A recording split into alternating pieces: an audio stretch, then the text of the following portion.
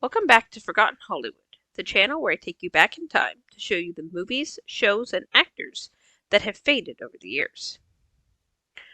So, I was looking through several lists of Valentine's films, both to create my own list for the channel and also to find something to watch with my husband. I remember looking through this one list of 40 movies and just thinking, he'd hate every single one of these. I would not subject him to this because he would hate it.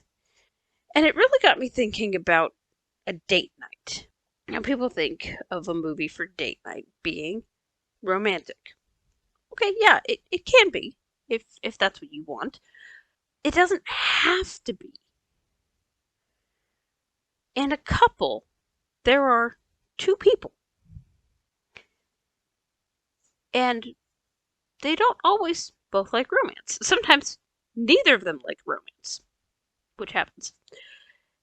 So it'd be kind of silly for a couple who neither liked romance to watch a romantic movie for a date night because they both hate it. So what I'm going to do is something a little different. Now, I'm not even going to number these because there's no particular order here. All I want to do is to present a list of 10 romance alternatives that are still good for a date night. They still have couples. They have a little bit of romance on the side so that they still can count as Valentine's films, but they're not romance movies. And now I do like romance movies. I enjoy them. I have several rom-coms in my collection, and my husband will dutifully watch them with me. But when we want to watch a movie that we both enjoy, there are other genres that we look at. Now, I tried to pick movies that were a blend of genres just to give you ideas. Now, this is not the end-all be-all list. These are all movies I enjoy. They're not all movies my husband enjoys, honestly. But just to give you some ideas, things to think about when you're picking your own movie for your date night. The Mummy, 1999. Personally, I love this movie. Is it the best made movie ever? No. The best written movie ever? No. But is it enjoyable? Yes. Another more modern movie that fits the same categories that I also love is Sahara. Now, this one gets a lot of heat and hate for some reason. I actually don't fully understand why. I mean, it's not the best made movie, neither was The Mummy, but I find it very enjoyable. I'm also a history nerd, so the history aspect of it I really like too. It's got comedy, a little bit corny, a little bit slapstick, kind of like The Mummy, but it's just an enjoyable movie. And if you don't want a serious action movie, go for The Mummy. Go for Sahara. They're just fun. The Secret Life of Walter Mitty, 1947. I know I've talked about this movie before, but I absolutely love this movie because it's got mystery, intrigue, and espionage, and comedy, and granted music, which I think is why my husband's not a big fan because he doesn't like musicals. I love the fact that it has the main character sort of questioning his sanity of, did I really see this person? Did I really see this event? Did this really happen to me? Or did I imagine everything? A good, more modern, though not entirely modern, one that follows a similar theme is The Truman Show with Jim Carrey. He and Danny Kaye have very similar comedic styles. However, Truman is not as comedic as some of Jim Carrey's other roles. It's not as comedic as most of Jim Carrey's other roles, but it's still a solid film. And it, like Secret Life of Walter Mitty, has Truman questioning, am I going crazy? Is things aren't adding up? What's going on? So it's just a solid film, similar to The Secret Life of Walter Mitty. What's Up, Doc? 1972. This is basically a straight comedy. It's kind of a rom-com, more of a rom-com than basically anything else on this list. It's hard to explain without giving anything away, but it's got a fantastic cast, fantastic plot. It mostly revolves around a guy who lived his life a certain way forever and is suddenly breaking out of his shell, meeting new people, getting into car chases, getting shot at by criminals. But it's just a great, fun movie. And the best comparison I can do for that one, as far as more modern movies go, is 1999's Office Space, which is also about a guy who lived his life a certain way, and he's suddenly breaking out. The reason for it is completely different than the reason in What's Up, Doc? But both movies follow a lot of characters and have a somewhat complex plot, even though it's easy to follow when you're watching it. Singing in the Rain, 1952. Okay, I had to include at least one musical on this list, and Singing in the Rain is my favorite musical. I love the history that it covers. It's a lot more than just a series of musical numbers with some talking in between. This is a full story. It is more romance than the other stuff on this list. And if you want a non-romantic musical, they do exist. A modern musical that I absolutely love is 2017's The Greatest Showman. This movie is about a real man, except it exaggerates his life, which I think he would have been fine with. His whole life was about exaggeration and spectacle and entertainment, which makes him the perfect subject for a musical. But one thing I like about this one that I really want to point out is the couple in this one is not dating. The couple in this one is married. They have children. They have bills. It shows the sort of struggles that a married couple has to deal with. They also have marital problems. I love when the couple is not teenagers or college age kids just infatuated with each other, but mature adults in a committed relationship and show how they deal with things. Romance doesn't die just because you put on a ring. 1984, The Terminator. Okay, this probably doesn't jump to people's mind when it comes to date movies. Okay, I'm sure there are some couples out there that they're like, yes, this is our favorite date movie ever. And it's got the romance. And, a robot from the future who's trying to murder someone and does murder several other people, and lots of intense moments and a car chase with the semi. The Terminator was such a well-crafted movie. And it is pretty rare to find a really good movie that blends the genres of sci-fi and horror. Is that it everyone's cup of tea? No, not at all. But if you like sci-fi or horror or both, it's really one you should try out because it is very well done. And I tried, and I tried, and I tried to find a modern movie that follows in the footsteps of the Terminator. And I've got nothing. If you know any modern movies that are like the Terminator, and I'm not talking about the Terminator sequels or reboots or anything like that. I've seen those, like Singing in the Rain and The Greatest Showman. Similarities, not the same. But if you know of any, let me know because I'm always looking for good movies to watch. Rocky, 1976. This is another one of my favorite movies. Now, I'm not really big in sports movies, not really big on sports in general. Neither is my husband. So we don't watch a lot of sports movies.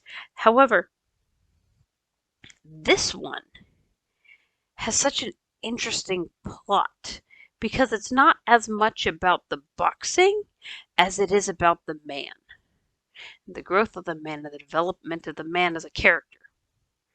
And if you watch Rocky 2, Rocky 3, and so on and so forth, you see the development of this guy. And it's just so interesting to see his growth, even just the first movie, from where he started to where he ended, and all that he accomplished. It's a story of humanity, of drive, determination. It's not just boxing. A modern comparison that also I love is Ford versus Ferrari from 2019. This is also about the man, two men really, and their growth, their development, and their relationships with others, and what they could accomplish when they worked together. That's what makes an interesting sports movie to me. I don't care about the sport. I care about the people. You got to give me well-crafted characters. You got to give me an interesting plot.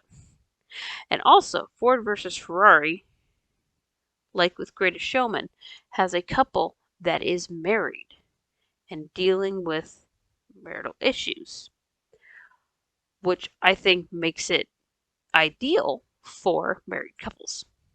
True Lies, 1994.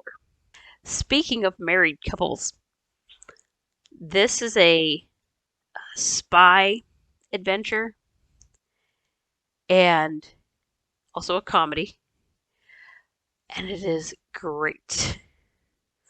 Little adult at times, and yes, there's lots of explosions and people getting killed and stuff like that.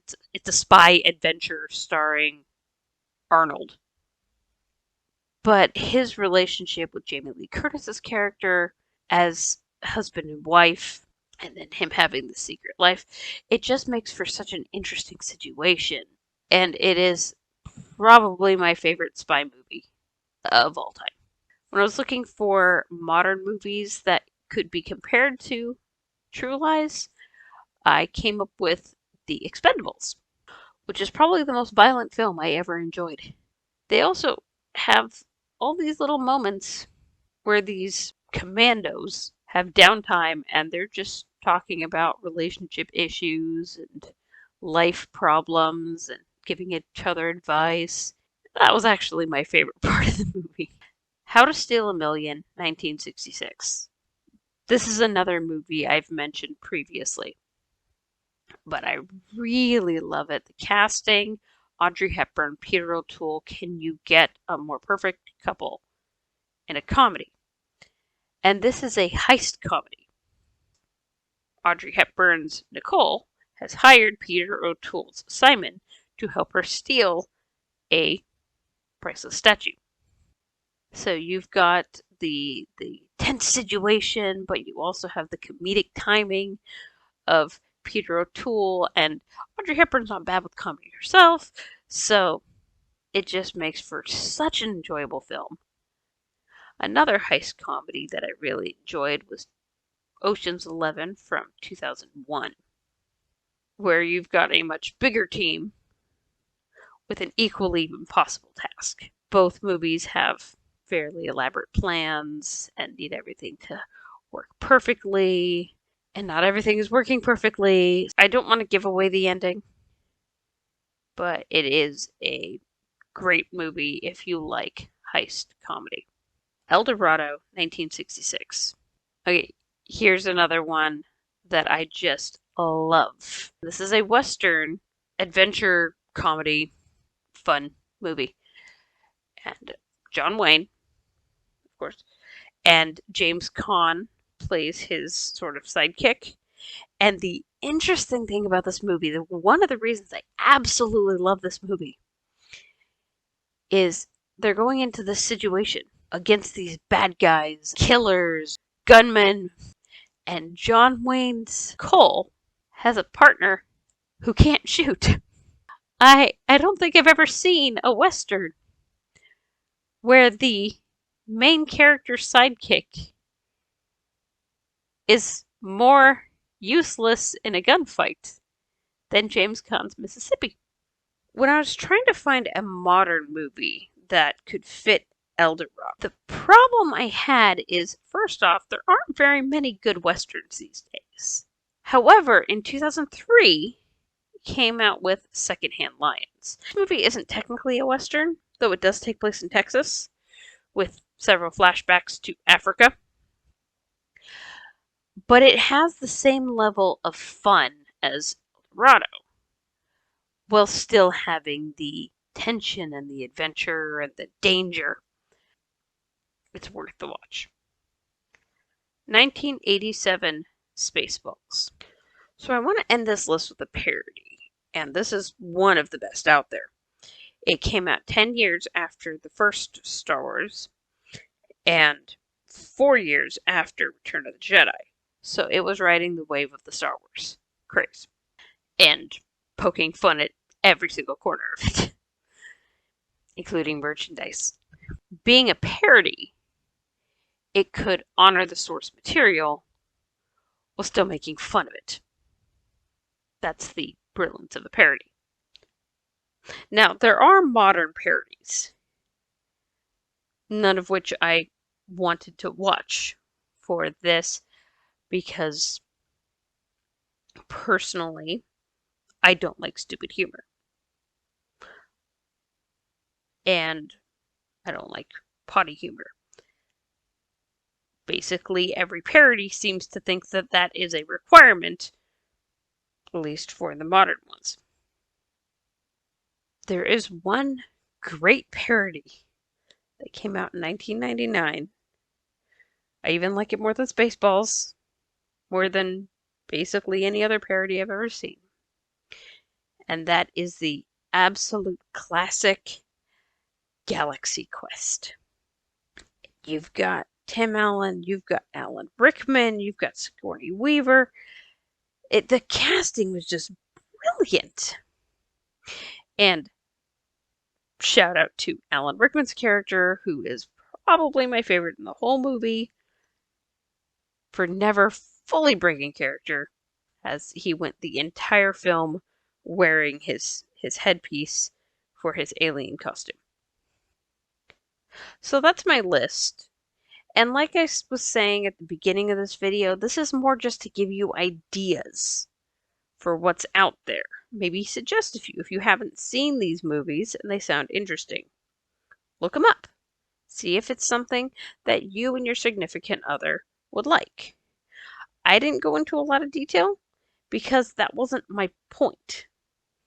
My point was just to get you thinking about what would be best for your date night. What would be best for your Valentine? Thanks for watching. If you like this sort of content, please like and subscribe. And don't forget to click the bell for notifications because YouTube is pretty notorious for not telling people when something posts. Let me know in the comments what movie you picked for your date night. It might be something that my husband and I will check out later. Let me know if there's any other subjects you want me to address, and I will catch up with you next time.